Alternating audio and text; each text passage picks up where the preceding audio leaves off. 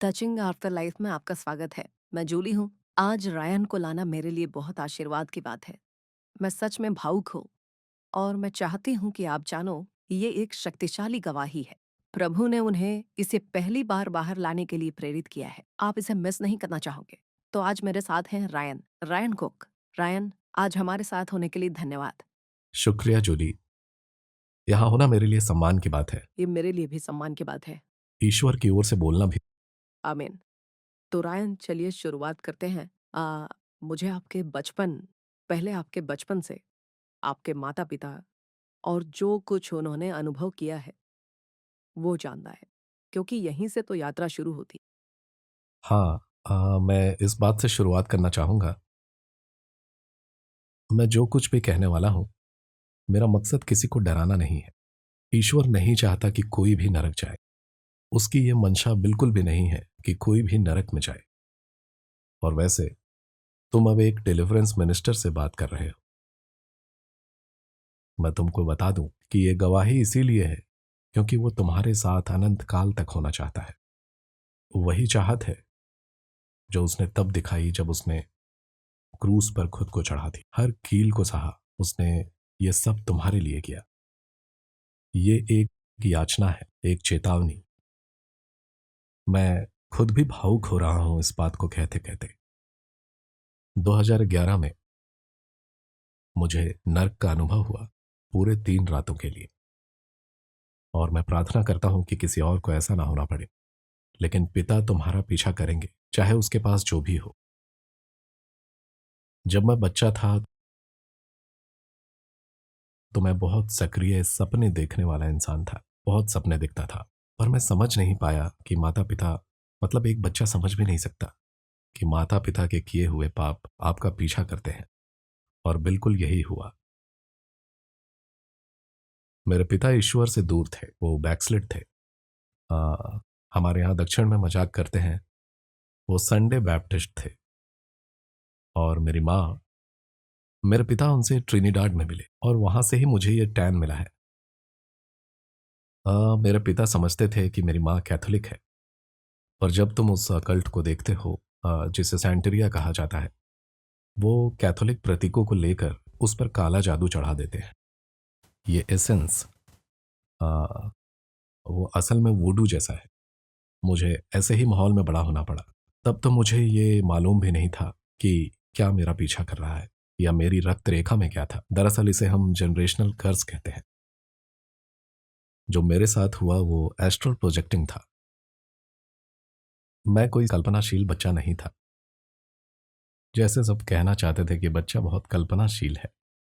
हाँ, मैं सचमुच हमेशा यात्रा कर रहा था। हर बार जब मैं बिस्तर पर जाता, मैं कहीं और पहुंच जाता, किसी नई जगह, हमेशा नई जगह। शुरुआत में जो दिखा वो स्वर्गीय था, प्रकाश और ऊंचे अनुभव।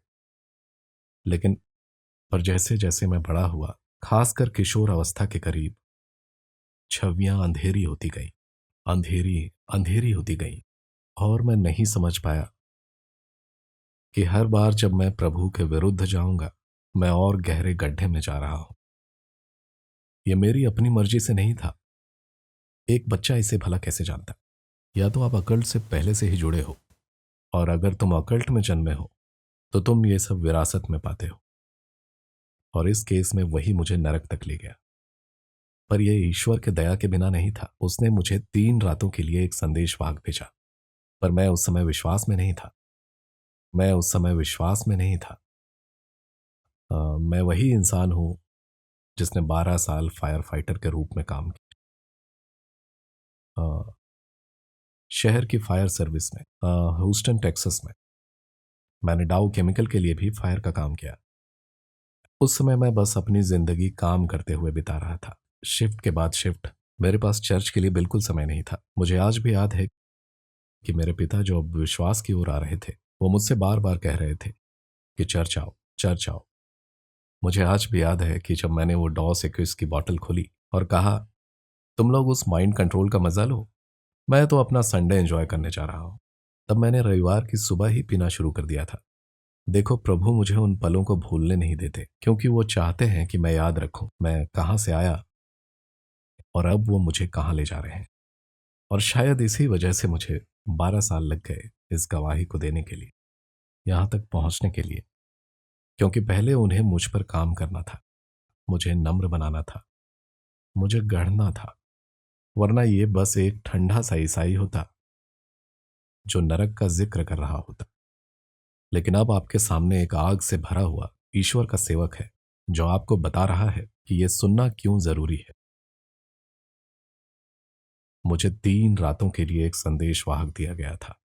ईश्वर खुद को उन पर भी प्रकट करते हैं जो विश्वास नहीं करते। आज भी मिडिल ईस्ट में बहुत से लोग सोने जाते हैं कट्टर मुसलमान बनकर और सुबह उठते हैं कट्टर ईसाई बनकर, क्योंकि रात में सफेद वस्त्र वाला एक व्यक्ति उनसे मिलने आता है।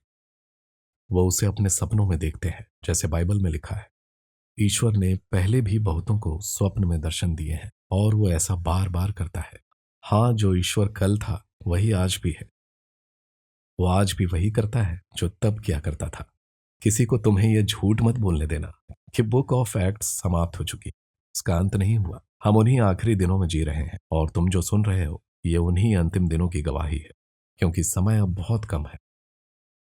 मेरी पहली रात जब वो स्वर्गदूत मेरे पास आया, जब वो मैसेंजर मेरे पास आया, वो मुझसे उसी रूप में मिला जिसे मैं समझ सकूं। वो मेरे सामने एक बूढ़े फायरमैन के रूप में आया। यह मैं आधुनिक पोशाक में था, जैसे आजकल के फायरमैन होते हैं, reflective gear, helmet, Nomex suit. लेकिन मैं अंधेरे में था और मैं सिर्फ उसे देख पा रहा था। वो पूरा सूती कपड़ों में था और सिर पर चमड़े का पुराना हेलमेट था। उसने कहा, काफी देर लगा दी तुमने यहां पहुंचने में। मैं तुम्हारा इंतजार कर रहा था। मैंने पूछा, तुम कौन हो? उसने कहा, इतनी बार मैंने तुम्हारी जान बचाई और अब भी तुम्हें नहीं पता कि तुम्हारे पीछे कौन है। तुम्हें शायद अभी भी लगता है कि तुम किसी फायरमैन से बात कर रहे हो। फिर उसने कहा, रायन, मैं तुम्हें चेतावनी देने के लिए आया हूं। अगर तुम प्रभु में शरण नहीं लेते तो तुम्हारे घर पर अकाल आए।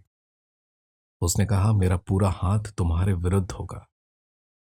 मैं ये तुम्हारे साथ नहीं करना चाहता बेटे, पर तुम मुझे कोई और विकल्प नहीं दे रहे। अब प्रभु में शरण लो, इससे पहले कि मुझे कुछ कठोर करना पड़े। फिर अचानक से मैं जागा। उस वक्त मैं अपनी एक्स पार्टनर के साथ था। उसकी ओर देखा, क्योंकि हम दोनों नास्तिक थे। मैं अपनी विज्ञान की डिग्रियों के साथ एक फायर फाइटर और पैरामेडिक। मैंने इतनी मौतें देखी थी कि मैं मान चुका था ईश्वर जैसी कोई चीज नहीं होती। मैंने अपने एम्बुलेंस के पीछे इतने बच्चों को मरते देखा था कि अगर ईश्वर होता तो ये सब क्यों होता। मुझे लगता था ये सब बस रात को सुकून देने वाली कहानियां हैं, ताकि लोग खुद को बेहतर महसूस करा सकें। देखो, इंसानों की बुद्धि अंततः मूर्ख सिद्ध होती है, क्योंकि ईश्वर खुद को ईश्वर साबित करेगा और उसे मजाक नहीं बनाया जा सकता। वो अपने नाम का अपमान बर्दाश्त नहीं करता। और मैं उन सब से कहना चाहता हूं जो नास्तिक हैं, वो तुम्हें तब तक नहीं छोड़ेगा जब तक तुम्हें अपने पुत्र को जानने का अवसर न दे। और यही मेरे साथ हुआ। मैंने ये सब नजरअंदाज कर दिया। सोचा, रहने दो, अकाल मेरे घर पर। मुझे तो बस ब्रेक चाहिए, बाहर चला जाऊं या थोड़ी छुट्टियां ले लूं, थोड़ा आराम कर लूं। शायद ये सब बस तनाव है। और फिर 6 महीने बाद मुझे मेरी नौकरी से निकाल दिया गया। ज्यादा काम भी नहीं था और शहर की फंडिंग कम हो गई थी, बजट कट गए थे। मेरे सिटी जॉब के घंटे भी घट गए थे। बस थोड़े बहुत घंटे बच रहे थे, बस थोड़े बहुत ही घंटे बच रहे थे। और फिर मेरे मन में वो आवाज गूंजी, अकाल आ चुका है। मैंने खुद से कहा, नहीं, ये सब बस इत्तेफाक है। शांत हो जाओ रायन, शांत हो जाओ रायन। डॉक्टर की सुनो, वही करो जो वो कहे। तो मैंने क्या किया, एक पैरामेडिक होने के नाते मैंने सोचा, चलो डॉक्टर से मिलते हैं। उन्होंने मुझे कुछ दवाइयाँ दी, तनाव कम करने के लिए, नर्वस सिस्टम को शांत करने के लिए, ताकि लगे कि सब ठीक है, ताकि लगे कि सब ठीक है। पर उसी रात डॉक्टर से मिलने के बाद मेरे पास फिर वही संदेशवाहक आया और इस बार मैं फिर उसी अंधेरे में था। ऐसा अंधेरा जिसे महसूस किया जा सकता था। अगर तुम सोच रहे हो कि कैसा लगता है, तो ऐसे समझो जैसे वॉलमार्ट में कोई बिजली का ब्रेकर ऑफ कर दे। चारों ओर लोग हैं पर तुम कुछ देख नहीं सकते, बस टकराने की सांसों की आवाज महसूस होती है। तुम देख नहीं सकते, समझ नहीं सकते कि क्या हो रहा है, बस अंधेरा। तुम्हें कुछ समझ नहीं आता कि यहां हो क्या रहा है। और इस बार और हवा का एक तेज झोंका आता है। वो बोला, रायन, तुमने मेरी बात नहीं सुनी। तुमने मेरी बात नहीं सुनी, मेरी चेतावनी नहीं मानी। उसने कहा, मैं दया भी रखता हूं और अनुग्रह से भी भरा हूं। मैं तुम्हें एक और मौका देता हूं। मेरे हाथ को थामो, मेरी दया स्वीकार करो। मुझे अभी ढूंढो, क्योंकि तूफान अब आने वाला है। मैं घबरा कर उठा, थोड़ा डर गया था, थोड़ा सहम सा गया था। सोचा शायद शायद ये सब उसी का असर है। सोचा शायद तनाव ही है। नौकरी चली गई है, नई दवा चल रही है। ये ईश्वर तो बिल्कुल नहीं हो सकता। मैंने खुद से कहा, कौन मानता है ऐसी बातें। मैं तो किसी चर्च से जुड़ा भी नहीं, ना कोई पादरी, ना कोई मंडली। मैंने खुद को समझाया, ठीक है, अब मुझे समझ आ रहा है, ये सब बस क्रिटिकल स्ट्रेस है, कोई बड़ी बात नहीं। और मैंने इसे फिर से नजरअंदाज कर दिया। मेरे पिता फिर मेरे पीछे पड़े रहे। वैसे वे अपने पूरे जीवन पवित्र व्यक्ति नहीं थे, पर उनका अंत बहुत अच्छा हुआ। वो ज्यादा हैंक विलियम्स जैसे थे, पादरी से ज्यादा एक संगीत प्रेमी इंसान। पर अपने अंतिम 12 वर्षों में उन्होंने सब बदल दी। और यही वजह है कि आज मैं भी एक पादरी हूं। वो जो शुरू कर गए थे उसे मैं आगे बढ़ा रहा हूं। वो इतने साहसी थे कि सिर्फ अमेरिका में प्रचार करना उनके लिए काफी नहीं था। वो मेक्सिको गए, फिर चीन भी गए। मुझे याद है कि वो चीन में ऐसे घुसे कि जैसे कोई स्टील कंपनी की नौकरी करने जा रहे हैं। पर असल में उन्हें नौकरी नहीं करनी थी। पर असल में वो यूएसबी ड्राइव्स लेकर गए थे। हर एक में व्यापारिक दस्तावेजों के नाम पर ईश्वर का वचन इनक्रिप्टेड रूप से भरा था। पर असल में उन्हें नौकरी नहीं करनी थी। उनका मकसद सिर्फ ईश्वर के वचन को फैलाना था। तो उन सब के पास अब एक इनक्रिप्टेड बाइबल थी, चीन की भूमिगत कलीसियाओं में बांटी। वाह, यही तो हिम्मत है, यही सच्ची हिम्मत थी। तो मेरे पिता का यही ज्वलंत रूप जो अब मेरे भीतर है। वो मुझे चर्च आने की विनती कर रहे थे। उन्होंने कहा, रायन, मैं तुम्हारे बिल्स चुकाने में मदद करूंगा, अगर तुम बस इस न्यू ईयर ईव की सभा में आ जाओ। मैंने सोचा, ये करिश्माई पागल लोग हैं। वो शाम 5 बजे से आधी रात तक की सभा थी। मुझे गुस्सा और बेचैनी दोनों महसूस हो रही थी। और अब मुझे समझ आता है, वो गुस्सा, वो बेचैनी, वो मैनिफेस्टेशन था। अब अब जब मैं और मेरी पत्नी परामर्श देते हैं तो हम यही देखते हैं। हम हम देखते हैं लोग कैसे गुस्से से भर जाते हैं और परेशान हो जाते हैं। लोगों के भीतर की चीजें उजागर नहीं होना चाहती, और तभी शैतान उन्हें बैंडेड देता है, एक अस्थायी राहत। और मेरे साथ भी उस रात ऐसा ही हुआ। मेरे मन में एक विचार आया। मैंने सोचा ये तो बहुत ही बढ़िया होगा, और मुझे लगा कि चलो करते हैं। कोई नहीं जानेगा कि मैं क्या पी रहा हूं। तो मैं फिर गया शराब की दुकान पर, ली एक बड़ी बोतल स्काई वनीला वोडका की और एक बड़ा फ्लास्क। हाँ वही, वो खूबसूरत घुमावदार जेब में आने वाला, वो पार्टी जैसा दिखने वाला। मैंने उसे पूरा भर दिया और बोला, ठीक है, अगर मुझे इन पाखंडियों से निपटना है तो नशे में ही सही। मुझे अब भी याद है, उस पार्टी में जाने से पहले एक छोटी सी आवाज मेरे भीतर बोली, ये मत करो। मुझे वो आवाज आज भी याद है। और जब मैं ये कह रहा हूं, मैं अपने ऊपर पवित्र आत्मा की उपस्थिति महसूस कर रहा हूं। हाँ, उसने तब भी चेतावनी दी। ये समझ लो, वो तुम्हें बार बार चेतावनी देगा, तुमसे बोलेगा कई बार, इससे पहले कि वो तुम्हें सब दिखाए जो तुम कभी देखना नहीं चाहोगे। तो माफ करना अगर मैं रुला रहा हूं। मैं अभी ईश्वर से भरा हुआ महसूस कर रहा हूं, और ये गवाही देते हुए भी मेरा दिल भर आया है। मैं उस पार्टी में गया और वही किया जो मैंने कहा था। ओ, मैं पूरी तरह नशे में धुत था, और वो जगह ईसाइयों से भरी हुई थी।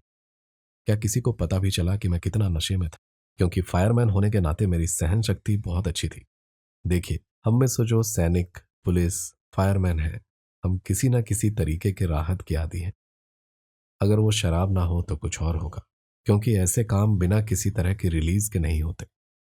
पर सच्ची राहत सिर्फ ईश्वर में है। तो मैंने वो रात बिताई और वो मुझे अभी भी याद है। जैसे ही मेरा सिर उस तकिए से टकराया, धप। मैं अंधेरे में था, पर इस बार ये अंधेरा गर्म था। ये उबलता हुआ गर्म था, बिल्कुल आग जैसा। मुझे इस अंधेरे में जलन हो रही थी। फिर वही फायरमैन अंधेरे के बीच चलकर मेरे पास आया और बोला, तुमने मेरी दी हुई किसी चेतावनी को सुना या माना ही नहीं। क्या तुम्हें पता है कि तुम कहाँ हो? मैंने कहा, मुझे बिल्कुल नहीं पता। उसने कहा, ये वो जगह है जहां तुम अपनी अवज्ञा के कारण जाओगे। उसने पूछा, रायन, क्या वहां आग है? मैंने कहा, नहीं, मैं कोई आग नहीं देख रहा, बस गर्मी महसूस कर रहा हूं। उसने कहा, ठीक है, मैं तुम्हारी मदद करता हूं। अचानक अचानक अंधेरा जल उठा और जो नीचे था वो आग निकली। और वैसी आग हमने कभी पृथ्वी पर देखी ही नहीं थी। लोगों की जो सामान धारणा नरक के बारे में होती है, वो तस्वीर जो मैंने तुम्हें पहले भेजी थी, कुछ हद तक सही है। पर एक बड़ा फर्क है, वहां की आग ऑरेंज या फिर पीली नहीं होती जैसा इस जीवन में देखते हैं। वहां सबसे गर्म अग्नि है जो शैतान के लिए रिजर्व है, ये नीली होती है। तुम ईश्वरीय भय की उस अनंत अग्नि में जल रहे होते हो। ये तुम्हें दिन रात यातना देते हैं, रात और दिनों दिन। ये वैसा है जैसे तुम किसी नेचुरल गैस हीटर में देख रहे हो, उसी तरह का तीव्र जलना। यही वो जगह थी जहां मैं था। उसने कहा कि कुछ सबक सिखाने होंगे। उसने कहा, मैं तुम्हें 3 रातों तक फिर दिखाऊंगा और तब तुम तय करोगे कि इस बार कहां रुकना है। और अचानक फिर मैं उठा, बूम। और मैं पसीने से लथपथ था। मैं पूरी तरह पसीने में भीग गया था। और मैं सोच रहा था, मुझे याद है मेरी एक्स ने देखा और बोली, क्या हो रहा है, तुम तो भीग गए हो, तुम्हें बुखार तो नहीं है? मैंने कहा, नहीं। मैंने कहा, मुझे लगता है ईश्वर है और मुझे बताया जा रहा है कि मैं नरक जा रहा हूं। मैं उस अनुभव से हिल गया था। मैंने सोचा कि शायद वही आखिरी बात थी, पर मुझे पता नहीं था कि उस पल का उद्देश्य मुझे पश्चाताप कराना था। क्या मैं तुमसे एक बात पूछ सकती हूँ? ये जो एंजल था, क्या वो तीनों रातों में एक जैसा दिखा? हाँ, बिल्कुल एक जैसा, तीनों रातों में। अंतर यह था कि जिस दिन मैं असल में नरक से होकर चला, वो वही एंजल नहीं था। मैंने बाद में समझा कि वो अगला कौन था। यह सिर्फ संदेश वाहक था। और हाँ, आखिरी संदेश में उसकी एक विविधता थी। अब वो अपने ऊपरी शरीर पर बंकर गियर नहीं पहन रहा था, वो मध्य योगीन कवच जैसा पहन चुका था, ब्रेस्ट प्लेट की तरह। हाँ, परमेश्वर की बाजू का कवच, एंजेलिक आर्मर। एंजेलिक आर्मर, क्योंकि अब उसे मुझ तक पहुंचने के लिए उस रूप में आने की जरूरत नहीं थी। हाँ, ये भाग बदल गया था, तुम सही कह रही हो। तीसरी बार जब वो आया, परमेश्वर अब मेरे पास सहज तरीके से नहीं आ रहे थे। वो मुझे अपनी शक्ति से बता रहे थे, तुम अब मुझसे निपट रहे हो। तो उस समय उस वक्त मैं सोच रहा था, ठीक है, कोई आदमी आकर मुझे बता रहा है कि मैं गलत कर रहा हूं, ये ठीक है। और मुझे याद है कि मैं चर्च गया और मैंने सिनर्स प्रेयर कही। मैंने मैंने सोचा अब सब ठीक है, हो गया, मैंने अपना टिकट काट लिया है। क्या तुमने उस रात जब तुम नशे में थे सिनर्स प्रेयर कही? नहीं नहीं, मैंने चर्च उसे तीसरे मैं चर्च उस तीसरे सपने के बाद वापस जाकर कहा, तो वो उस भाग के बाद हुआ, उस बेहोशी वाली रात के बाद। पर मुझे ये समझ नहीं आया कि जब परमेश्वर निर्णय करता है तो वो निर्णय करता है। जैसे बच्चा बार बार कहकर माफी मांगता है, पर उसे पूरी समझ नहीं होती। परमेश्वर वही कार्य कर देता है, पर दया भी मौजूद रहती।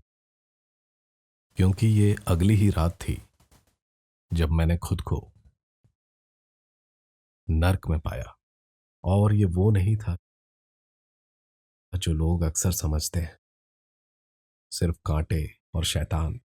हाँ, कुछ लोगों ने ऐसी धारणाएं क्यों बनाई हैं मैं समझ सकता हूं, पर जो यात्रा उसने मुझे कराई वो दांते के इन्फर्नो से अधिक निकट था। दांते के इन्फर्नो में 9 चक्र हैं, पर जो मैंने देखा वो 7 था। मुझे याद है कि मैंने प्रभु से पूछा, 7 क्यों? उसने कहा, क्योंकि यही मेरी परिपूर्ण इच्छा और मेरा परिपूर्ण संख्या है। उस रात जब मैं सोया, मैं उठा, मैंने इस बार एक संदेशवाहक का पीछा किया। और ये संदेशवाहक कैसा दिखता था? और वो एक एंजेलिक प्रिजन गार्ड जैसा दिखता था। उसे मैं गार्ड इसीलिए कह रहा हूं क्योंकि उसके पास जंजीरें और बेड़ियां थी, ताकि अगर तुम स्वेच्छा से नहीं जाओ तो वो तुम्हें जबरदस्ती ले जा सके। उसने कहा, तुम मेरे साथ चलोगे, प्रभु तुम्हें कुछ दिखाना चाहते हैं, और अगर तुम स्वेच्छा से नहीं आओगे तो भी तुम आओगे। तो मैं उसका पीछा कर रहा था। और यहां एक दिलचस्प बात है, वो चीजें जो हमने रोमन, ग्रीक पौराणिक कथाओं और मिस्र की कहानियों में पढ़ी हैं, उनके कुछ हिस्से सच हो सकते हैं, क्योंकि हमें नदी जैसी चीजों की कहानियां सुनती हैं, और वो असल में वहां थी। मैं बता नहीं सकता कि उसे रिवर ऑफ स्टिक्स कहते हैं या नहीं, पर मैं बता सकता हूं कि हम एक नदी के पास पहुंचे थे। हम जंगल में चल रहे थे और एक किनारे पर नदी मिली, और वो नदी जैसे मोजेस के समय समुद्र विभक्त हुआ था वैसे ही अलग हो गई। वैसे मैं बाइबल तक नहीं खोला था, तो मैं सब कुछ रॉ तो मैं सब कुछ कच्चे अनुभव के रूप में देख रहा था। और जब हम उस नदी के किनारे से गुजरे, अगर मैं तुम्हें समझाना चाहूं कि वो रिवर कैसी दिखती थी, जब हम उस नदी के किनारे से गुजरे तो तुम वहां उन आत्माओं को देख सकते थे जो उस नदी से गुजर रही थी। वो चेहरे जैसी दिखती थी। वो सबसे अच्छा तरीका है बताने का। और ये ऐसा था जैसे हमने किसी चौराहे पर बाट रख दी हो। वो हमारे गुजरने का इंतजार कर रहे थे ताकि वो आगे जा सके। जैसे ही हम उस नदी के दूसरी तरफ निकले, दुनिया सैंपल ग्रे हो गई थी। सब कुछ बिल्कुल ग्रे हो गया। उस दुनिया की रोशनी जैसे खोने लगी, जैसा अगर हम अभी की जिंदगी को बिना रंग के कल्पना करें। और जितना आगे हम चले, उतना ही अंधेरा बढ़ता गया। ये हमारी राह थी। अगर आप दांते को देखें तो इसे लिम्बो कहा जाता है। मैंने इसे ग्रे वर्ल्ड का नाम दिया है, क्योंकि वही सब दिखता था। एक जीवन जो जीवन रहित हो गया हो। और जितना दूर तुम उस नदी से जाते हो, उतना ही उस वॉइड ऑफ लाइट में गिरता है। याद रखो, ईश्वर की उपस्थिति ही प्रकाश है। मैं चाहता हूं कि लोग ये समझें, जो भी ईश्वर के विरोध में है, सैटनिस्ट, ऑकल्ट वाले, जो सिर्फ नास्तिक है या अग्रोस्टिक हो, या जो दूसरे देवताओं का पालन करते हैं, मैं तुम सब से कहना चाहता हूं, जब तुम सुबह सूरज की रोशनी से जागते हो, तुम उसकी उपस्थिति में जागते हो। जब तुम सुबह हवाओं को अपनी आंखों पर महसूस करते हो, वो उसकी उपस्थिति है। वहां हवा नहीं है। जहां हम इस कहानी में जा रहे हैं, वहां हवा नहीं है, वहां धूप नहीं है, वहां सिर्फ दर्द है और सिर्फ कष्ट। जितना आगे तुम उस अंधेरे में चलते हो, उतना ही तुम्हें लगता है कि तुम इसके हकदार हो। और वहां बार बार कहा जाता है कि तुमने ईश्वर से मुंह मोड़ लिया है, और जो होने वाला है सब तुम्हारा हक है। और यह भी बताने वाला एक दिलचस्प पहलू है, नरक एक ऐसी जगह है जहां लगातार स्मरण होता रहता है कि तुम यहीं के योग्य हो, तुम्हारा हक है। और यही उसकी यातना का एक हिस्सा है। तो जैसे ही हम ग्रे से आगे अंधेरे में पहुंचे, मैं देख रहा था कि ये कुछ वैसा ही है जैसे मैं पहले भी कह चुका हूं। जैसे आपने देखा होगा कि खनन की साइट होती है, खनन की साइट जहां बड़ी सी सर्कुलर कट हुई हो और ये बिल्कुल नीचे जाती दिखाई देती है, और ये धरती को खुरेद के बनी हुई थी। और ये ठीक वैसा ही था जब आप चल रहे हो नर्क की गहराइयों में। हर रिंग एक अलग स्तर थी, क्योंकि हर रिंग अलग सेक्शन थी। कुछ हिस्सों में नरक की दीवारें कारागार जैसी थी।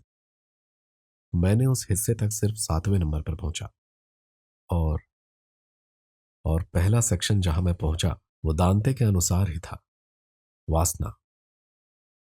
अब मैं जो कुछ भी बताने वाला हूं, जो कुछ भी मैंने देखा इन सेक्शंस में, मैं चल रहा था संदेश वाहक के साथ। मुझे ये बात स्पष्ट हो गई कि बस वही मेरी एकमात्र रोशनी था। मैं अंधेरे को अपनी तरफ खींचते देख सकता। वो मुझे पकड़ने की कोशिश कर रहे थे, वो मुझे अपनी ओर खींचना चाहते थे, और मुझे पता था अगर मैं उसके साथ तेजी से ना चलता तो मैं उन सब चीजों में समा जाऊंगा जो मैं देख रहा था। बाहरी क्षेत्रों में कोई रोशनी नहीं थी।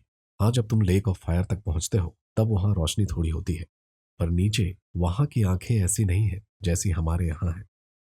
तब तुम पूरे अंधेरे में भी देख सकते हो, बिल्कुल बिल्ली की तरह सब देख सकते हो वहां क्या चल रहा है। तुम्हारी सारी इंद्रियां तेज हो जाती है। सुनना, देखना, समझना, सब कुछ बढ़ जाता है। मैं जो कुछ भी कह रहा हूं, ये सब घटनाएं बिल्कुल गहरे काले अंधेरे में हो रही, पर ईश्वर ने मुझे ये सब देखने दिया। शायद न केवल मेरे लिए कि मैं बच जाऊं, बल्कि ये तुम्हारे लिए भी था। अब वासना के क्षेत्र में, और मुझे माफ कर देना जो ये बातें सार्वजनिक रूप में आ रही हैं, मुझे शायद थोड़ा रुकना होगा, क्योंकि ये सब मैं पब्लिकली कहना जा रहा हूं। कुछ बातें ग्राफिक होंगी। मैं इसे चर्च उपयुक्त रखने की कोशिश करूंगा जितना हो सके, पर मैं तुम्हें इस बात की परिमाणता समझाना चाहता हूं। यदि तुम्हारी सुनने की क्षमता कमजोर है, या नरम दिल है, या दिल नरम है, तो ये तुम्हारे लिए नहीं हो सकता। वहां के दानव लगातार यातनाएं करते थे। वो लोगों को दैत्यों के साथ बलपूर्वक संभोग करने को मजबूर करते हैं। तुम सोचो कि किसी को उसकी मंजूरी के बिना बार बार ऐसा करना पड़ता है, जब तक मांस हट ना जाए और हड्डियां ना दिखने लगे। और फिर जब वो हड्डियों पर पहुंचते हैं, वो फिर से पुनर्जन्म लेते हैं, और फिर वही चीज दोहराई जाती है, बार बार, बार बार, अनंत रूप से, अनंत रूप से। और वहां एक अंतर था। जिन्हें यातना मिल रही थी, उनके मुकाबले जिन्हें यातना मिल रही थी, लेकिन अलग तरीके से, प्रभु ने मुझे उस फर्क को समझाने दिया। जो लोग सामान्य तौर पर यातित थे, वो थे जो आधे अधूरे ईसाई थे। वो मानते थे कि थोड़ा सा फॉर्निकेट कर सकते हैं, पोर्नो देख सकते हैं, आंखों की वासना को जी सकते हैं, और कोई परिणाम नहीं होगा। पर उन्हें उनके इच्छाओं के हवाले कर दिया गया, और शैतान उन्हें यातना देता रहा। वो उन पापियों से भी ज्यादा आनंद लेता था। वो पापियों को भी यातना मिलती थी, पर उन लोगों को जो पहले ईश्वर के पास कुछ रोशनी की उपस्थिति रखते थे, उनकी यातना और तीव्र थी। तुम पूछोगे ये कैसे पता चलेगा कि कौन पहले ईश्वर के निकट था। मैं खुश हूं कि तुमने पूछा। उनके अंदर एक प्रकाश बचा होता है, और दैत्य उस प्रकाश को खाने की कोशिश कर रहे थे। वो उस चमक को फाड़ने की कोशिश करते थे। ये ऐसे है जैसे कोई कभी किसी चीज पर अनवाइंटिंग ऑयल लगा देता है, और उस चीज में अभी भी उस ऑयल की खुशबू बची हो। जो बच जाता है, वही वही सुगंध, वही बात थी। तुम कभी ईश्वर की उपस्थिति में रहे हो। जो लोग और भी अंधेरे में थे, और दैत्यों को वो चीज और भी ज्यादा घृणास्पद लगती, उन पर खास कार्य है। जो लोगों ने दूसरों का बलात्कार किया और जीवन में यह उनकी बार बार की प्रवृत्ति, यह लगातार चल रहा था। मगर सबसे गंभीर बात यह थी कि इनको यातना अब वही दे रहे थे। उनके लिए दैत्यों ने उसी छवि को धारण कर लिया था और यह दंड हमेशा के लिए था, हमेशा के लिए था। मुझे उम्मीद थी कि यह बेहतर होगा, पर यह बद से बदतर होता गया। जो बच्चों के साथ बलात्कार करते थे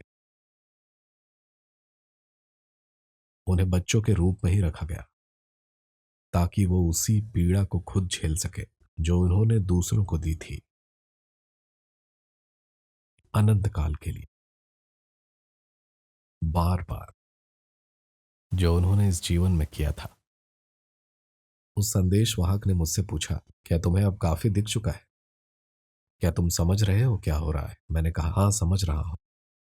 उसने कहा, तो हमें आगे बढ़ना है, दिखाने के लिए और भी बहुत कुछ है।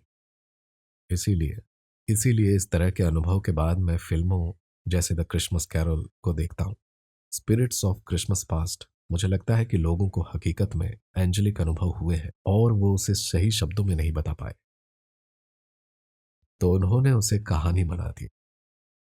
पर जब तुम असल में यहां आ जाओ तो तुम समझते हो कि चीजें कितनी गहरी हैं, जो कहीं ज्यादा है। लेवल 3 ग्लूटनी, ये केवल नीचे की ओर की स्पाइरल है। जैसा मैं बता रहा था, हम एक बड़े सर्कल में चल रहे थे, ये बस नीचे की ओर घूमता ही जाता था। ग्लूटनी, ग्लटूनी के स्तर में मैं लोगों को देख रहा था और तुम उनकी पाप को जान लेते हो। यह अलौकिक है। नरक में तुम उनके पाप को सुनते हो, उनके पाप तुम्हें बोले जा रहे होते हैं और तुम उन भयानक चीजों को देख रहे होते हो। वो सब एक बड़े दावत टेबल पर बैठे थे। उन्हें वही चीजें दी जा रही थी जो उन्होंने जीवन में पसंद की थी। जो लोग स्टीक पसंद करते थे उन्हें बस स्टीक दिया जाता था, स्टीक स्टीक स्टीक। जो मीठा पसंद करते थे उन्हें हमेशा डिजर्ट मिलता। जो और शानदार चीजें पसंद करते, ब्रेड, कैवियार, हर निवाला, हर निवाला या काटते ही और आता था, हर निवाला काटते ही और आ जाता था। पर फर्क ये था कि जो आनंद ये इस जीवन में था वही अब यातना बन चुका था। दैत्य कहते थे, उन्हें केक दो। वो वाक्य बार बार दोहराया जाता था। वो बार बार दोहराते, उन्हें केक दो, खाने दो उन्हें, और खाने दो। वो उन्हें और खिलाते रहते जब तक सच्चाई ये नहीं होती कि उनकी आंतें फट जाए और फिर वो पुनर्जीवित होते और सब कुछ फिर से शुरू होता। ये एक भयानक यात्रा थी। कुछ के लिए वही खाना ही उनकी मौत बन रहा था, और जो लोग फट नहीं रहे थे उनको भोजन के भीतर की चीजों से सताया जाता था। वही जो तुम जीवन में डरते थे वही उनके खाने में डाल दिया गया। जैसे ही वो एक बाइट लेते, आग की चींटियां निकलती, कहीं मकड़ियां निकलती, कहीं बिच्छू निकलते। हर यातना हर व्यक्ति के अनुसार कस्टमाइज की गई थी ताकि अधिकतम पीड़ा दी जा सके। फिर संदेशवाहक ने मुझसे पूछा, क्या तुम समझ रहे हो इस स्तर को? मैंने कहा, हाँ। और वो बोला, तो आगे बढ़ने का समय है, तुम्हारा समय कम है। हम अगले स्तर में पहुंचे, लालच। लालच का ये लेवल बहुत खतरनाक था। लंबे कॉरिडोर में चलते हुए एक बड़ा चक्र, और दूर से ही वो चमक रहा था। तुम दूर एक चमक देख सकते थे। शुरुआत में ऐसा लगता था जैसे ग्रैंड कैनियन के नीचे कोई कैंप फायर जल रहा हो। पर तुम नहीं जानते कि वो आग कितनी विशाल है। इस स्तर पर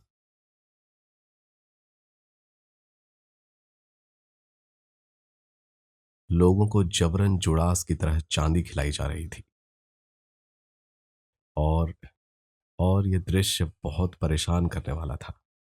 लोग जब उन सिक्कों और चांदियों को काटते थे, उनके दांत टूट जाते, उनका खून बहने लगता, चीखते और कष्ट में होते, और वो पैसा गला घोंट कर दम घुटते थे। नोट भी गिरते थे, अलग अलग दौर के $100 के नोट भी। ये सिर्फ अमेरिकी मुद्रा नहीं थी, हर तरह की मुद्रा गिरती थी, क्योंकि वहां कोई आकाश नहीं था, पैसे बस कहीं से गिरते थे। सबसे परेशान करने वाली बात यह थी कि पिंक फ्लॉयड की मनी जैसी गीत बार बार बजती थी, बार बार बजता था, यहां तक कि वो गीत हेल में बार बार लूप में चलता है। यहां लगातार सबको याद दिलाया जाता था कि उन्होंने अपने जीवन, अपनी अनंतता किसके लिए तौहीन की। पर यह ग्लूटनी पर यह ग्लूटनी का सिर्फ एक हिस्सा था। जैसे ही हम आगे बढ़े, कुछ आत्माएं पुरानी थी, वो हमारी तरह नहीं थी। उन्हें देखकर ही बताया जा सकता था कि वो हमारे जमाने के नहीं थे। जैसे हमें $100 के नोट से यात्रा मिल रही थी, मगर ये पुराने जमाने के लोग थे। वो सोने के युग से थे। उन पर पिघला हुआ सोना उगलने का दंड था। वो लगातार मॉल्टन गोल्ड उगल रहे थे, उल्टियां कर रहे थे और जले जा रहे थे। वह अंदर से खाई जा रही थी, फिर वो फिर से बने जाते, और वो बार बार यही चलता रहता। दूसरों को पिघला हुआ सोना पीने को मजबूर किया जाता था, और जो सबसे भयानक था, उनके सामने कई मूर्तियां थी, अलग अलग फॉल्स गॉड्स, अलग अलग फॉल्स गॉड्स। उन मूर्तियों को पिघलाया जाता और जबरन उनके मुंह में डाल दिया जाता, और जबरन उन्हें अपनी प्रतिमाओं को पीने के लिए मजबूर किया जाता। हाँ, और ये ग्लूटनी का अंत था। फिर संदेश वाहक ने कहा, क्या तुमने काफी देख लिया? मैंने कहा हाँ। वो बोला, तो चलो। हम अगले स्तर पर पहुंचे, लेवल 5, क्रोध। क्रोध का स्तर भयानक था। यहां जितने भी समय काल की लड़ाइयां हुई, वो सब बार बार दोहरा रही थी। यहां जितने भी समय काल की लड़ाइयां हुई, वो सब बार बार दोहरा रही थी। और ये सब अजीब बात थी। मैं इसे अपने भीतर महसूस कर सकता था, जैसे अंदर की आवाज तुम्हें निर्देश दे रही हो। और मुझे लगता है कि वो मेहनत में होकर पवित्र आत्मा की तरह था। अपनी बाईं ओर देखो, तुम अपनी दाईं ओर देखो, तुम्हें सब दिखेगा। जैसे अंदर की आवाज तुम्हें निर्देश दे रही हो। तभी उसने कहा, देखो, देखो, उनका खून इतना उबल रहा है कि आंखों से बह रहा है। लोगों की आंखें की नालिकाएं फूट रही थी। उनकी रक्तचाप की गति इतनी ज्यादा थी कि लोगों की आंखों की नलिकाएं फूट रही थी। वो आंखों से खून बहा रहे थे, और इसीलिए सब कुछ लाल दिखता था। मैंने सिविल वॉर देखा, हर युद्ध की बार बार नकल देखी। यह अजीब था। मैंने रोमन, मिस्र, हर युद्ध की बार बार नकल देखी। मैंने ऐसे मुकाबले देखे।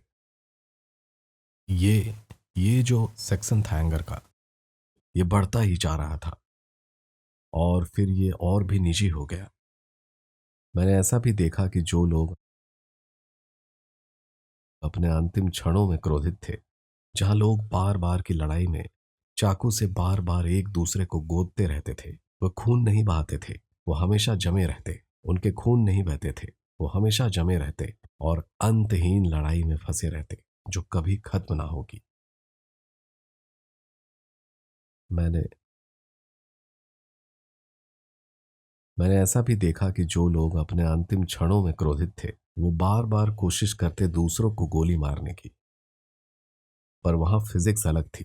गोला आगे निकलता, और फिर पीछे से, और फिर पीछे आकर उनके ही सिर को भेद देता, और वो गिर कर उठते और फिर वही करते, बार बार वही करते, बार बार वही करते। और संदेश वाहक ने कहा, मुझे पता है ये बहुत है, पर तुम्हें एक और दिखाना है। जो ईश्वर पर क्रोधित थे, उसने कहा, उन्हें यह देखना होगा। वो मुझे उन लोगों के पास ले गया जो लोग ईश्वर पर चीखते थे, जो लोग ईश्वर पर चीखते थे। उन पर लगातार सल्फर सा बरसता था, जैसे सोडोम व गरमोरा की तीव्र सल्फर बारिश। ये एक लगातार बारिश की तरह गिरती थी। वो बच नहीं सकते थे, कहीं कोई रास्ता नहीं था। वो सब घुटनों पर थे और वो इसे स्वीकार कर रहे थे। उनकी मांसपेशियां जलकर हड्डियों तक पहुंच जाती और उनकी हड्डियां भी गल जाती और फिर से वो पुनर्जीवित होते। फिर संदेशवाहक ने कहा, अब इस स्तर पर काफी हुआ, आगे बढ़ो। हम अगले स्तर में पहुंचे, हेरसी। हेरसी पर हेरसी पर जाने से पहले मैं एक बात साफ कर दूं। मैं किसी का न्याय करने नहीं आया। जो भी मैंने हेरसी में देखा वो तुम्हारे और प्रभु के बीच है। जो भी मैंने देखा वो मेरे गवाही का हिस्सा है। तुम्हें इसे प्रभु के पास लेकर जाना चाहिए, क्योंकि मेरे द्वारा देखा गया न्याय बाइबल से मेल खाता है। और मैं तुम्हें बता दूं, ईश्वर मजाक नहीं सहता। हम जीवन में हर चीज का आनंद ले सकते हैं। हम आजकल ऐसे पादरियों को देखते हैं जो कहते हैं, ईश्वर तुम्हें जैसे है वैसे पसंद करता है। पर यह एक तरह की फील गुड मिनिस्ट्री। तुम धनी बनो, तुम हेल्दी रहो, वेल्दी रहो और हर दिन फ्राइडे जैसा हो। पर इस तरह की जो ये फील गुड मिनिस्ट्री है, बहुतों को नरक भेज रही है। पहले हिस्से में मैंने धार्मिक और नम दिल लोगों को उल्टा क्रूज पर चढ़ते देखा। नरक उन्हें सबसे अधिक नफरत करता है। यह अजीब है, पर वो लोग जो आध्यात्मिक रूप से करीब आए थे वो सबसे ज्यादा पीड़ा पाते हैं, क्योंकि वो करीब आए थे और फिर चूक गए। लेकिन एंजल्स खुश थे कि वो वहां आए। मैं एंजल्स कहता हूं, पर मैं फॉलन एंजल्स की बात कर रहा हूं, जो खुद शैतान के लिए काम करते हैं। ये लोग एक बड़े भ्रांति में दे दिए गए थे। वो उल्टा क्रूज पर चढ़ाए जाते हैं, वे उल्टे क्रूज पर चढ़ाए जाते हैं, काटे जाते हैं, और वो आपस में ही बहस कर रहे होते हैं जब वो क्रूज पर लटके हुए हैं। और वो आपस में ही बहस करते रहते कि वो कैसे दूसरों से ज्यादा पवित्र है। वो किसी भी तरह की समझ नहीं रखते। उन्हें यह भी पता नहीं कि वो नरक में है, इतनी यातनाएं झेल रहे हैं। मगर उनका ईगो, उनका अहंकार उनको सताता रहता है। वो तड़पते रहेंगे और ना ही इससे कभी निकल पाएंगे। वे हमेशा कहते रहते हैं, मुझे क्यों, मैं अच्छा इंसान था। और दैत्य उन्हें बतलाते हैं, जैसे तुमने उसको ठुकराया उसने तुम्हें ठुकराया। और ये बात सदैव उन्हें याद कराई जाती। अगला भाग अगला भाग मेरे काम से जुड़ा हुआ था। मैंने पादरियों को देखा जिनके बारे में मुझे बताया गया था कि वो टीथ से छुराते थे। उनके सामने तराजू और चाकू थे। उनके सामने तराजू थे। उन्हें जबरन काटने को मजबूर किया जाता। जितने भी वजन का सिल्वर उन्होंने प्लेट से चुराया था और उसे तराजू पर रखना पड़ता। और विडंबना ये थी कि तराजू कभी संतुष्ट नहीं होते। उन्हें बार बार अपने बदन के हिस्से काटने पड़ते। यह दिल दहला देने वाला था। यह दिल दहला देने वाला था। और भी भयावह चीजें थी। तुम देख रहे हो मैं किन चीजों से बचा हूं। और मैंने भगवान को इसे याद रखने की शक्ति मांगी थी और उन्होंने दिया। और मैं आप लोगों को यह बता पा रहा हूं पूरी सच्चाई में।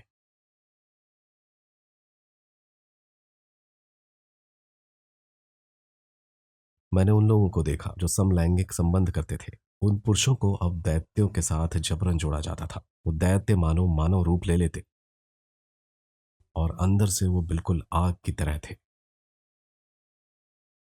ये आग थी, ये जलने वाली आग। वो पूरी तरह आग था। ये बिल्कुल भी इस यातना को झेलना नहीं चाहते थे, क्योंकि ये बार बार, जब लाखों बार उनके साथ होगा और वो खुद की मदद भी नहीं कर पाएंगे। वो पुरुष जब उन दैत्यों के साथ बंध रहे थे तो वो खुद ही झुलस रहे थे, जैसे किसी ने गरम कोयले पर हॉट डॉग रखा हो और वो शख्स खुद सिकुड़ कर जल रहा हो और वो खुद को पकाते रहते। और मैंने आत्मा को कहते हुए सुना, उन्होंने अपने हाथ से अपना निर्णय खुद चुना है। मैं मजाक नहीं सहूंगा। अगला समूह महिलाएं थी जो महिलाओं के साथ सोती थी। मैंने उन्हें बार बार सिलते देखा। वो बार बार सिल दी जाती। और मैंने वहां सुना, अगर जीवन में उनकी हिस्सेदारी शालीनता होती तो नरक में उन्हें शालीनता के लिए संघर्ष न करना पड़ता। मैं कहता हूं, ईश्वर नफरत करने वाला नहीं है, पर वही न्यायी है और वो दया भी रखता है। यही कारण है कि उसने मुझे इस समय बुलाया। संदेशवाहक ने मुझसे कहा, क्या तुम्हें अब काफी दिखा? उसने कहा, अगर तुम्हारा हो गया हो, क्योंकि यहां बहुत है। मैंने कहा, हाँ। वो बोला, तो अब तुम्हें अपनी सबसे बड़ी चुनौती के लिए ले जाया जाएगा। मैं खुली जगह में निकला। वही तस्वीर जो तुम्हें मैंने भेजी थी, और जैसा मैंने बताया था, ये ऑरेंज और पीली आग नहीं है। यहां सब कुछ नीला, प्रचंड, जलता हुआ, सही कहूं तो नीला और सफेद है। उन दीवारों पर जेल कोशिकाएं बनी थी। हर दीवार में जेल के सेल्स बनी थी। वो नर्क की दीवारों पर जैसे गूंदे हुए थे। यहां हर व्यक्ति अपनी खास यातना में था। हर सेल का हर सेल का टॉर्मेंट अलग था। मैंने महसूस किया कि जो मैंने अब तक देखा वो सब सिर्फ एक जनरल एमिशन जैसा था। मेरा मतलब है, जो भी मैंने आपको अभी तक बताया वो सब भयावह थी, लेकिन वो जनरल एमिशन था, एक तरह का थीम पार्क जिसका प्रारंभिक दौर था। पर यहां पर तो हर आत्मा के लिए एक विशेष रोलर कोस्टर था, अनगिनत सेल्स। सबसे अच्छा उदाहरण ये होगा, जब नील जागता है मैट्रिक्स में, द मूवी मैट्रिक्स में, और वो सारे पॉट्स देखता है। वही सोचो, वही सोचो, पर जेल सेल्स के रूप में। हर आत्मा के पास एक सेल और विशेष यातना रूप था। पहली से पहली सेल जो मुझे देखने दी गई, उसमें झूठे उपदेशक और झूठे भविष्यवक्ता थे। उनके लिए उनका दंड था, वो वे शॉल्स के पवित्र कोयले को खाकर पिए जाते थे। मैं असल में उस अल्टीमेट होलीनेस की पवित्र कोयले की बात कर रहा हूं। उनको वो कोयला बार बार दिया जाता। वो नीला और तीव्र जलने वाला था, बिल्कुल अलग, हमारे बारबेक्यू वाले कोयले जैसा नहीं। मैंने आत्मा से सुना, उन्होंने मेरे वचन का अपमान किया और खुद को पवित्र कहा। अब मैं उन्हें सच्ची पवित्रता को, क्रोध का स्वाद चखाऊंगा, और वे बार बार उस कोयले को खाते रहेंगे। वो बार बार उस कोयले को खाते रहते, फिर खाकर खत्म हो जाते, फिर पुनर्जीवित होते, और सब फिर से ये बार बार दोहराता। मैंने सीरियल किलर्स को भी देखा। उनके सेल्स में जो दैत्य थे उन्हें शिकारों के रूप में ले लेते और बार बार उन्हें मारते, और वो दैत्य उनका ही रूप ले लेते जिनको इन सीरियल किलर्स ने मारा था, और वो फिर उनको उसी तरह से मारते जैसे उनको मारा गया था। यहां नफरत का नियम आंख के बदले आंख के अनुसार चलता था। जैसा आपने दूसरों के साथ किया वही आपके साथ किया जाता, और ये बार बार चलता रहता। और फिर मैंने तानाशाहों को देखा, सरकारी तानाशाह, युद्धवादी तानाशाह। उनमें से एक जिसे मुझे देखने दिया गया वो सीजर था। मैं उसे बार बार पीछे से छुरा घोंपते हुए देखा। उसे बार बार छुरा घोंपा जा रहा था। कुछ कुछ तानाशाह बार बार अपने आप को मारने की कोशिश करते, बंदूक उठाते और खुद पर गोली चलाते, फिर बंदूक उठाते, खुद पर गोली चलाते। बार बार वो यही प्रयोग करते, पर इसका कुछ फायदा नहीं था। पर यह भी उनका सत्यानाश ही बनता। उनके लिए धोखा और हिंसा की उनकी सतत यातना थी। और उनके लिए धोखा और हिंसा ही उनकी सतत यातना थी। अन्य सेल्स में मैंने सेडिस्ट्स को देखा, जिनका चमड़ा छील कर लिया जाता है जैसे आलू का छिलका, क्योंकि उन्होंने जीवन में दूसरों को दर्द दिया। क्योंकि जैसे उन्हें दूसरों को दर्द देकर खुशी मिलती, अब उन्हें वही दर्द मिलता था अनंत काल तक, और उनके चमड़ियों को बार बार छीला जाता और उसका कोई अंत ना था। अगला सेल जो मैंने देखा वो मासोकिस्ट थे, जो दर्द पसंद करते थे, जो इस जीवन में दर्द पसंद करते थे। उन्हें बड़े तेज नुकीली पत्थरों पर लिटाया जाता और उन्हें रोल कराते रहते, उन पर उन्हें घुमाया जाता। वो सतत दर्द के साथ बंधे रहते। यही उनकी जीवन इच्छा का परिणाम था। ईश्वर ने उन्हें वही दिया जो वो चाहते थे, जो इस जीवन काल में दर्द पसंद करते थे। ये मासोकिस्ट्स थे, ठीक वैसे ही जैसे सेडिस्ट्स को वही मिला, वही यातना मिली जो वो दूसरे पर किया करते थे। वैसे अब हम 7वें स्तर में पहुंचे। अगर आप दांते के इन्फर्नो में देखें तो ये स्तर तो इसे वॉयलेंस कहते हैं और ये उपयुक्त है। लेकिन लेकिन मैंने दांते के फ्रॉड और ट्रेचरी वाले अंतिम 2 स्तर नहीं देखे, पर यह स्तर अत्यधिक तीव्र था। जैसे मैं संदेश वाहक का पीछा कर रहा था, मैंने उन सेल्स को पार किया जहां चुड़ैलों, वॉरलॉक्स और विजर्ड्स थे, और वो अपनी ही जादू से यतीत हो रहे थे। जिन्होंने जिन्होंने दूसरों को शाप दिए थे, वो स्वयं शापित हो रहे थे।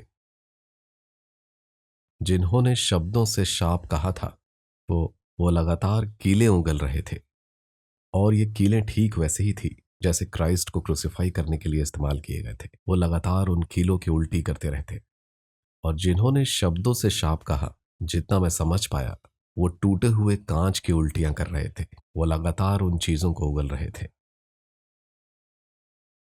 मुझे वो लोग भी देखने को मिले। मुझे डिलीवरेंस मिनिस्टर होने के बाद ये समझ आता है कि उन्हीं में से कुछ जो वुडू की ही तरह प्रैक्टिस करते थे, उनके सेल के बाहर एक दैत्य था जिसके पास उनकी एक गुड़िया भी थी, और उस डॉल को सताया जाता, और वैसे ही उनकी वास्तविक आत्मा सताई जाती, उन्हें अनंत काल तक सताया जाता। और जो लोग अग्नि मंत्र का प्रयोग करते, उनकी ही आग अब उन्हें भस्म कर देती। जिस पर वो इस जीवन में नियंत्रण कर सकते थे, अब वो उस पर नियंत्रण नहीं रख पाते। जो भी चीज ने उन्हें शैतान के लिए विशेष बनाया, वही अब उनकी खास यातना बन गई। ये चीजों को देखने का बड़ा ही विडंबनापूर्ण तरीका है, लेकिन शेप शिफ्टर्स अत्यंत दिलचस्प थे। मैं कह सकता हूं कि ये शमनों जैसे थे, नेटिव अमेरिकन्स की तरह। वो लगातार अलग अलग जानवरों में बदलते रहते थे और रुक नहीं पाते थे। वो बार बार नए जानवर में बदल दिए जाते, और वो बहुत कोशिश करते लेकिन रुक नहीं पाते। वो चिल्लाते, वो तड़पते, और फिर वो जानवर बन जाते। और ये क्रम अनवरत था। वो नियंत्रित ही नहीं कर पाते थे कि वो किस में बदलेंगे।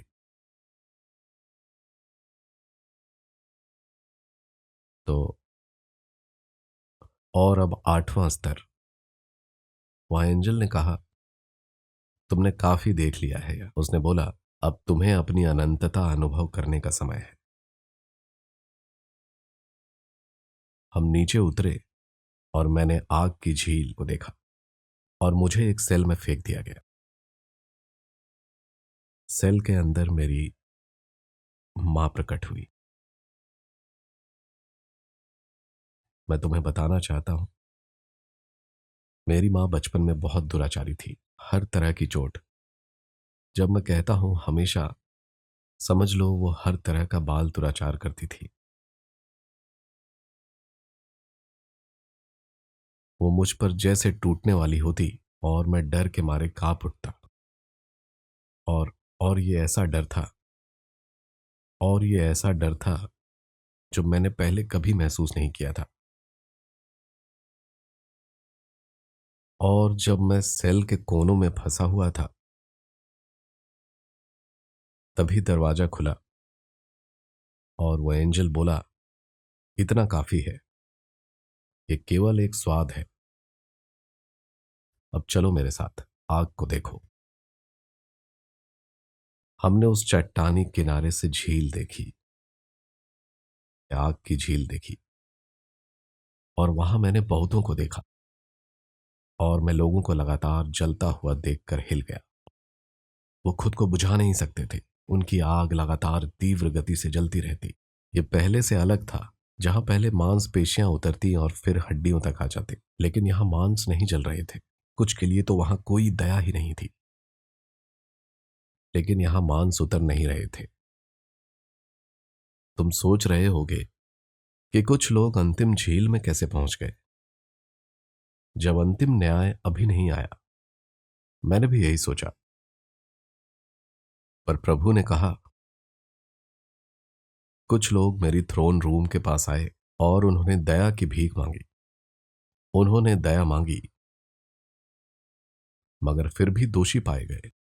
प्रभु ने कहा, जिन्होंने अंतिम निर्णय को चुनौती दी, उनके लिए न्याय आ जाता है। मैंने सोचा नहीं था कि ऐसा भी हो सकता। यहां एक अदालत भी है। नर्क में रहते ही मुझे यह रियलाइज हुआ, स्वर्ग की अदालत की तरह ही नरक की भी अदालत है। और यह अंतिम पार्टी नहीं है। ये तो बस वो कुछ लोग हैं जो अब शुरुआत में हैं। ये झील अभी भरना शुरू भी नहीं हुई थी। इसमें तुम केवल कुछ ही लोगों को देखोगे, और अधिकांश तो यहां बस दानों के रूप में टंगे थे। मुझे लगा कि अब इससे ज्यादा क्या ही होगा। मैं आग के बीचों बीच चल रहा था और जल भी नहीं रहा था, क्योंकि मैं संदेशवाहक के बिल्कुल करीब था। तभी उन्होंने कहा कि तुम्हें अभी एक और चीज देखनी है। कल्पना करो कि झील के बीचों बीच वी जैसी आकृति है, और बीच में एक सिंहासन है, शैतान का सिंहासन। ठीक वहीं मुझे संदेशवाहक ने कहा, अब हमारी यात्रा पूरी हुई और तुम्हें अब एक निर्णय लेना है। फिर उसने कहा, क्या तुम मेरे साथ वापस चलकर यीशु को अपना प्रभु घोषित करोगे, या मैं तुम्हें यहीं छोड़ दूं? मैंने तुरंत हां कह दिया, और मुझे आश्चर्य हो रहा था। मैं नहीं समझ सका कि मैं उसे कैसे देख पा रहा था। उस अंधेरे में भी वो उज्जवल दिखाई दे रहा था, और दानव भी उसे देख सकते थे, लेकिन वह उसकी ओर नहीं आते थे। फिर उसने कहा, घोषणा करो, यीशु को अपना प्रभु और उद्धारकर्ता घोषित करो। जैसे ही मैंने चिल्लाकर कहा, यीशु ही मेरा प्रभु और उद्धारकर्ता है, उसने कहा, अब ऊपर देखो। जैसे ही मैंने ऊपर देखा, मुझे रियलाइज हुआ कि ये जो मैं देख रहा हूं, मैंने स्वर्ग की अनेक परतें देखी। उसका अनंत बाल्य, उसकी विशालता, जैसा हमने पहले भी देखा था कि नीचे की तरफ थ्रोन रूम था शैतान का, और ऊपर की तरफ भगवान का सिंहासन। स्वर्ग के कई सारे स्तर थे, अनगिनत स्तर थे, पर एक सिंहासन दूसरे सिंहासन को देख सकता था। वो बिल्कुल हीरे के जैसा था। एटलीस्ट मुझे इसी तरह से दिखाया गया। जब हम ऊपर की ओर चढ़ रहे थे,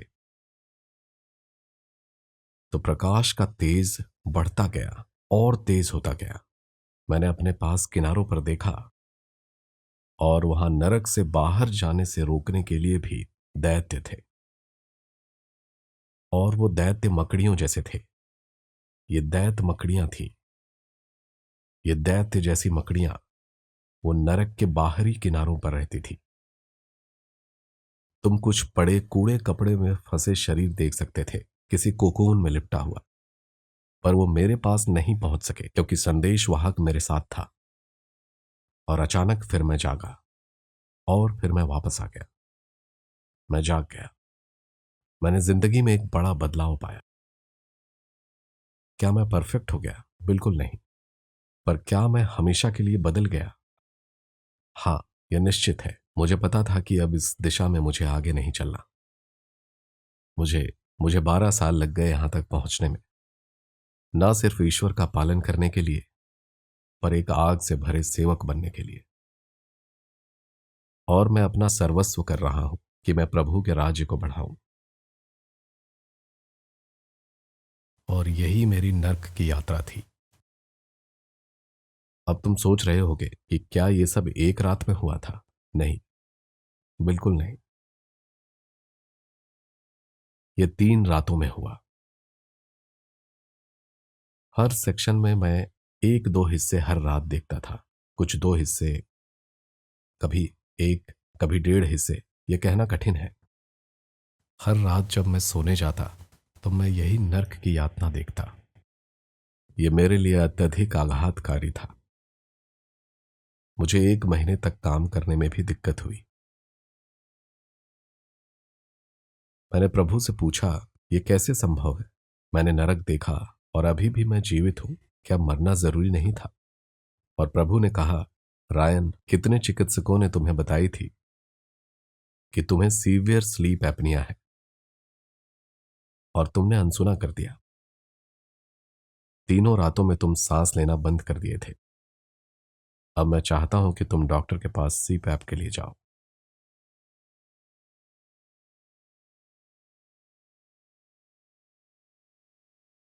बस यही मेरी कहानी शुरू हुई। और मैं प्रार्थना करता हूं भगवान से कि भगवान इसका उपयोग करें जैसा उन्हें चाहिए, क्योंकि ये ऐसी जगह नहीं है जहां कोई भी जाना चाहेगा। मैं वास्तव में शब्दहीन हूँ। मैं तुम्हारा मैं तुम्हारा तहे दिल से धन्यवाद करती हूँ। धन्यवाद। तुमने नरक के इतने विस्तृत वर्णन को साझा करने की हिम्मत दिखाई, और मैं जानती हूँ कि तुम यहाँ तक पहुँचने के लिए किन चीजों से गुजरे हो। मैं प्रार्थना करती हूँ। मैं तुम्हारे लिए प्रार्थना और आशीर्वाद मांगती हूँ, और फिर से धन्यवाद करती हूँ। रायन, तुमने कहा तुम अब एक डिलीवरेंस मिनिस्टर बन गए हो। तुम्हारी जिंदगी वाकई में बदल गई है। हाँ, मेरा जीवन एक मंत्रालय बन गया है। शुरू में शुरू में मैं डिलीवरेंस कम्युनिटी की तरह ही बस निकला और कई दैत्यों को भगाने की कोशिश करता था। पर ईश्वर ने मुझे एक और चीज सिखाई। मेरी पत्नी एक क्रिश्चियन काउंसलर है। हमें घावों को ठीक करना होगा ताकि हम वास्तव में लोगों को उनके दैत्य से मुक्त कर सकें। डिलीवरेंस केवल एक हिस्सा है। मैं तुमको अंदर से साफ कर सकता हूं, और वो तुम्हें साफ रहने में मदद करेगी। नहीं तो वरना बार बार ये दरवाजा खुलता जाएगा। coachfh.com पर हमसे जुड़ सकते हैं। हम बोज एलाबामा में हैं, और उम्मीद है कि दूरी बाधा नहीं बनेगी। ईश्वर सब कुछ खोलता है और सब कुछ करता है। मैं यहां उसके उद्देश्य के लिए हूं और उसे निभा रहा हूं। और और याद रहे, डिलीवरेंस बिल्कुल मुफ्त है। ये बच्चों की रोटी है। अगर किसी को मुक्ति चाहिए या तुम्हें कुछ सता रहा हो तो हमसे जुड़े। तो हम कोई शुल्क नहीं लेते। मेरी पत्नी काउंसलिंग के लिए शुल्क ले सकती है, पर डिलीवरेंस के लिए मैं कुछ भी चार्ज नहीं करता, क्योंकि परमेश्वर ने भी मुझसे कुछ चार्ज नहीं लिया था। और तुम्हें पता ही है कि इन सब के बाद मैं अब कभी इन सब चीजों से और तुम्हें पता ही है कि ये सब होने के बाद मैं अब इन चीजों से कभी मुंह करने वाला हूं। रायन, क्या अब हम प्रे कर सकते हैं? God bless you, Ryan. हाँ, जरूर। पिता परमेश्वर, हम तेरी दया हम तेरी दया और तेरे पुत्र के कीमती रक्त के लिए धन्यवाद करते हैं। हम जानते हैं कि तुम किसी को भी इस जगह का अनुभव नहीं कराना चाहते, और हम प्रार्थना करते हैं कि हर कान ये सुने, हर आंख ये देख सके, और हर पवित्र आत्मा तेरे पास लौटे, इन सब चीजों को समझ सके। उन्हें इतना ज्ञान दे, उन्हें सुनने दो और देखने दो कि वो अपने बुरे कर्मों के बाद कहां जा सकते हैं। हमें दया दें कि लोग अपनी व्यस्त जिंदगी में इसे सुन पाए, कि वो अपने फोन और व्याकुलताओं को दूर रखकर इस पर ध्यान दें, कि वो अपने फोन्स को नीचे रख दें और अपनी व्याकुलताओं को अलग रखकर इन सब चीजों को समझ सके, क्योंकि शायद आज दिया गया श्वास कल ना मिल सके। हमारी प्रार्थना है, हे पिता, तेरी हर इच्छा पूरी हो, तेरा राज्य पृथ्वी पर वैसे ही आए जैसे स्वर्ग में है। हम इस गवाही को यीशु के रक्त से सील करते हैं और हर अच्छी चीज के लिए उनका धन्यवाद करते हैं। हम यीशु के नाम में प्रार्थना करते हैं, आमीन।